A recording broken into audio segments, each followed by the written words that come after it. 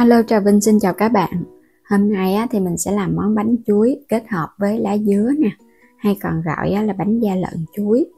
Các màu sắc thì đẹp nè ha, và thơm ngon cái mùi lá dứa, kết hợp thêm cái độ ngọt tự nhiên từ chuối nữa.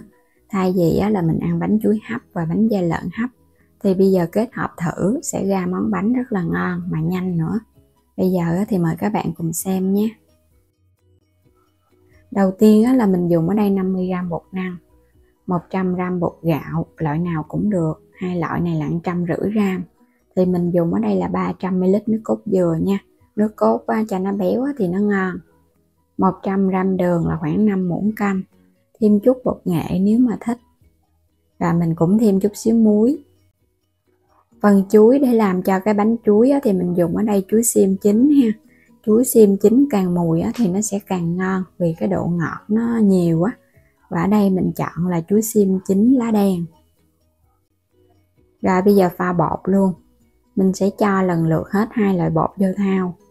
Phần đường này là mình thấy độ ngọt vừa ăn á. Cho muối để bánh nó đậm đà. Nếu mà không thích bột nghệ thì các bạn khỏi cho. Rồi cái mình thêm nước cốt dừa vô luôn ha. Tỷ lệ mình dùng là 1 lượng bột và 2 lượng nước cốt dừa. Thì cái lớp bột của mình nó có cái độ dai mềm và mình để qua ngày nó không có bị cứng á. Trộn cho nó đều lên thì phần bột của mình nó sẽ tan kỹ rồi các bạn làm cái phần bột trước để cho nó có thời gian nó nghỉ. Thì ít nhất cũng khoảng 15 phút á. Thời gian mà bột nó nghỉ giúp cho bánh của mình nó cũng mềm hơn. Tại vì bột đóng gói thì nó sẽ hơi khô hơn so với cái bột xay.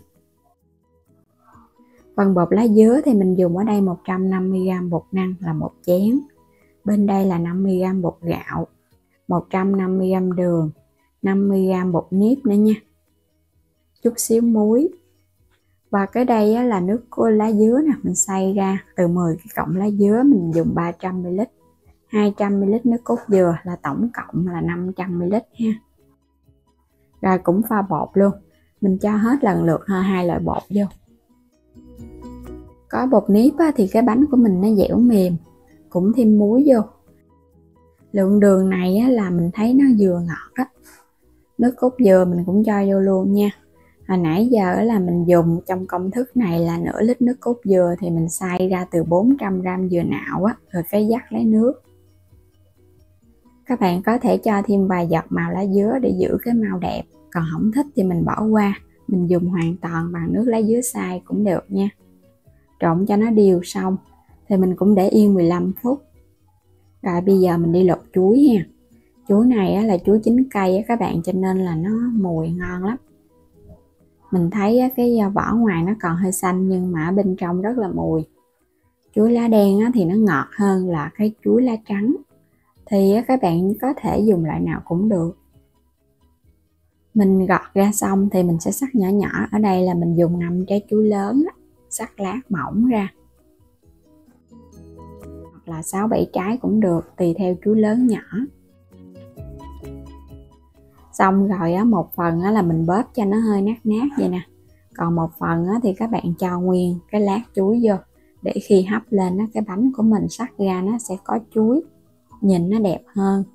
Còn mình bóp ra như vậy thì cái độ ngọt nó sẽ nhiều hơn trong lớp bột. Rồi trộn đều lên nữa ha. Nãy giờ mình để bột cũng được 15 phút cho nó nghỉ rồi đó.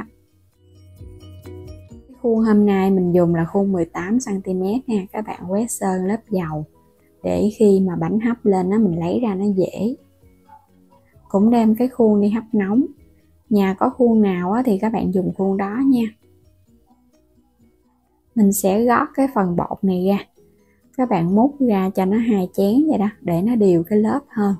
Một lớp bột bánh chuối thì mình dùng một chén này là khoảng 250g. Cái lá dứa này các bạn cũng khuấy đều lên nha. Cái lớp bột này thì mình cũng gót ra một chén luôn để đổ vô cái lớp nó mới đều. Rồi bây giờ sẽ đem cái lớp chuối đi hấp trước. Nước đã sôi và cái khuôn nó cũng nóng rồi. Các bạn sẽ cho cái lớp bột chuối vô. Rồi bây giờ mình sẽ đậy nắp lại và mình hấp với lửa trên trung bình ha. Mình hấp khoảng 8 phút là được à. Sau 8 phút là cái lớp bột này nó đặc á. thì mình sẽ đổ tiếp cái lớp lá dứa lên, nó sẽ không có bị hòa vào nhau. Bánh da lợn thì các bạn nhớ là mình chờ cho cái lớp nó đặc nhẹ thì mình hãy đổ tiếp nha. Cũng hấp 8 phút với lửa trên trung bình. Rồi, sau 8 phút, cứ đổ tiếp cái lớp kế. Đây là cái lớp lá dứa, và đây cũng là cái lớp cuối cùng luôn. Các bạn cho vô hết thì mình tách ra mỗi một lớp là được một chén á. Và lớp cuối này các bạn sẽ hấp 20 cho đến 30 phút cho bánh nó chín. Mình hấp lửa lớn thì 20 phút. Các bạn có thể dùng cây tăm mình xăm vào giữa khuôn, nếu mà dở lên thấy cây tăm nó không có dính bột trắng trắng nữa là bánh nó chín nha. Chờ cho khuôn bánh nó nguội thì mình hãy lấy bánh ra, thì nó sẽ tróc khỏi khuôn, chứ còn nóng mà lấy ra nó dễ bị dính lắm á. Hồi nãy lấy ra là mình ngâm vào trong cái thau nước á, cho cái khuôn bánh của mình nó nhanh nguội. Ngâm chút xíu ở trong cái thau nước là bánh nó nguội à. Khuôn bánh dẻo dai nè, có cái lớp chuối ở bên dưới, nhìn nó cũng bắt mắt ha. Lớp chuối thì màu vàng, còn cái lớp lá dứa màu xanh, kết hợp nè, thêm nước cốt dừa nữa thì mình thấy bánh của mình nó bóng lắm.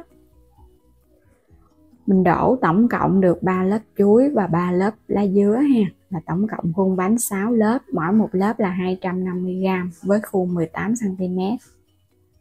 Rồi bây giờ sẽ cắt bánh ra các bạn nha. Nãy giờ mình để cho nó nguội á, thì cái bánh của mình nó sẽ tăng thêm cái độ dai ngon. Bánh cắt ra thì mình sẽ cắt ra nhỏ nhỏ, những cái miếng nhỏ nhỏ vừa ăn vậy đó. Do là mình đổ cái khuôn hình vuông cho nên là mình sẽ cắt cái bánh cái dạng hình vuông luôn. Còn các bạn đổ cái khuôn tròn á, thì các bạn cắt xéo xéo nhìn nó đẹp hơn. Bánh nó có 2 lớp đều nhau, có độ dai và độ mềm. Kết hợp thêm cái vị béo từ nước cốt dừa nữa. Cái cách pha bột này là mình thấy bánh của mình dai mềm ngon, nó không có bị quá cứng mà cũng không có quá mềm. Dù là các bạn ăn trong ngày hay là mình để qua ngày, bánh đều ngon luôn. Tách lớp dễ dàng nè. Cái lớp bột của lá dứa mình thấy nó trong veo rồi ha. Có pha thêm bột nếp thì mình thấy cái bột của mình nó có cái độ dẻo nhẹ nhẹ đó, ăn nó cũng ngon hơn. Còn nếu các bạn không có thích pha thêm bột nếp thì mình dùng thêm bột gạo luôn cũng được nha. Tỷ lệ 1 bột gạo 1 bột năng thì bánh nó cũng có độ dai mềm. Đến đây thì mình chúc các bạn ngon miệng. Đừng quên đăng ký kênh để nhận các video mỗi ngày xem kênh miễn phí ủng hộ mình. Xin chào tạm biệt và hẹn gặp lại các bạn ở những video tiếp theo.